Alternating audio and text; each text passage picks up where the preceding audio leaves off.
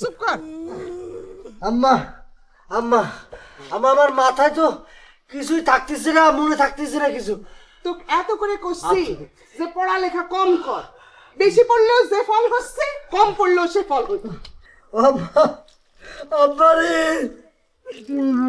আমার খুব সর্বনাশ হলো আব্বা। আমি তো বড় এবছরও পাশ করবার পারবো না। আমার কি হবে রে ঝিলিক? কি আর করবে, আমাকে ম্যাডাম কয়ে ডাক দিবে। প্রাইভেটের ছাত্র তো অনেক আগেই হয়েছেও, এখন না হয় স্কুলেরই ছাত্র হও। অসম্ভব, আমি তোমার ম্যাডাম করতে পারবো না। দরকার হলেই পরে আমি অনেক দূরে স্কুলে গিয়ে ভর্তি হবো। আব্বা রে, তোমাকে এত কষ্ট করবে কয়েছে কিডা? সকলেই তো চাচ্ছে তুমি পড়াশোনা ছেড়ে দাও। কি কন চাচি, কথাটা ঠিক কইছি নে?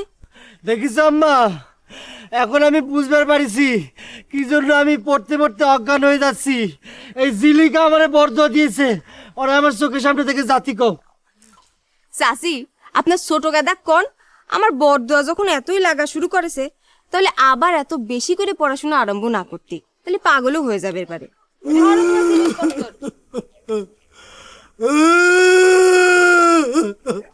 চুপ কর। আমার নতুন বই কিনতে হবে। আমার এই বই আর পড়বো না।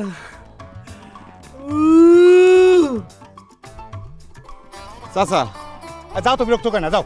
চাচা, জীবনের শেষবারের মধ্যে আপনার কাছে একটা উপকার চাচ্ছি চাচা, তালিবার আমার জীবনটা বাঁচিয়ে যাইতো চাচা। আরে এইটা কিরকম করে সম্ভব? আমার পক্ষে কি ওই জেবুন্নেসার কাছে এই প্রস্তাব দেওয়া সম্ভব নাকি? অসম্ভবের কি আছে চাচা? আমার মনে কয় কি, জীবন্নেসার শাসনটা যদি আমি পাইতাম, তালিবারে আমার জীবনটা ভালো হয়ে যেত। আর একদিন ধরে আপনি যে কাজ কামের কথা কইছেন, সেটা করাও সম্ভব হইতো। চাচা, আপনার কাছে অনুরোধ করতেছি, খালি আপনি ব্যবস্থাটা করে দেন চাচা।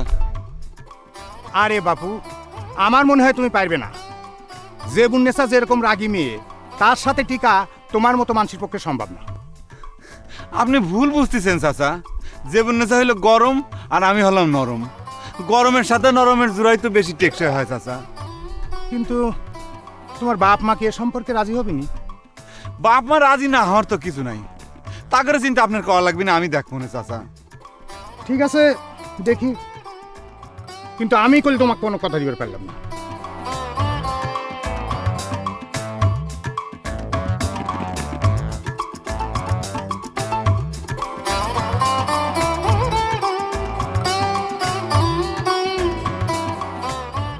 তুমি যে কোনো কথাই করছাও না, তার মানে সবকিছু তুমি আগে থেকে জানতে, তাই না? আমি কেবা করে জানবো? বড় কথা আমার কিছু কয়েছে নাকি? ছি, ছি, ছি, ছি, ছি, ছি।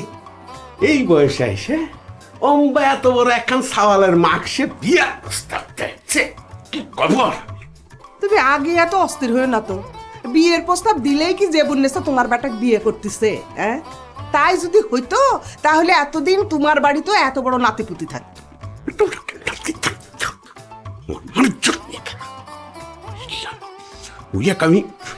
আমি কি যে করবো আমি?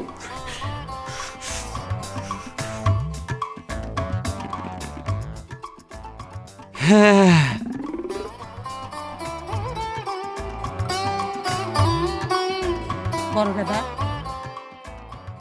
তুমি এখানে বসে বসে হাইকে সাইবেল লাগলে কে? তোমার কখন কইছে ভাই যাও যাও, ওটো এখান থেকে, ওটো।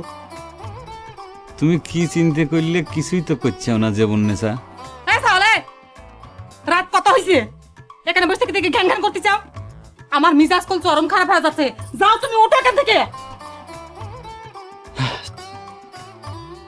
আমি তো তোমাকে কইছি, তোমার বক্তব্য না শুনে আমি এক ফুটাও নড়তেছি না। তোমার শাসনটাই আমার জরুরি দরকার। দেখো বড় গেদা, আমি কল তোমাক বারবার করে করছি, নাইয়ে বেলতলায় একবারই যায়। সব গাছতলা বেল গাছতলা মনে করতেছ কিসের জন্যে? এই দুনিয়ার বুকে তো খালি বেল গাছই নাই, ফুল গাছে তো আছে। মাথায় বেলের বদলে তো ফুলও ফুটবে পারে। এ সাওয়ালে, তুমি এখানে বসে থেকে কি ভাষণ শুরু করেছো? ওটা যাও এখান থেকে। ও বাবা, ফুল গাছালা হয়ে গেছে রে।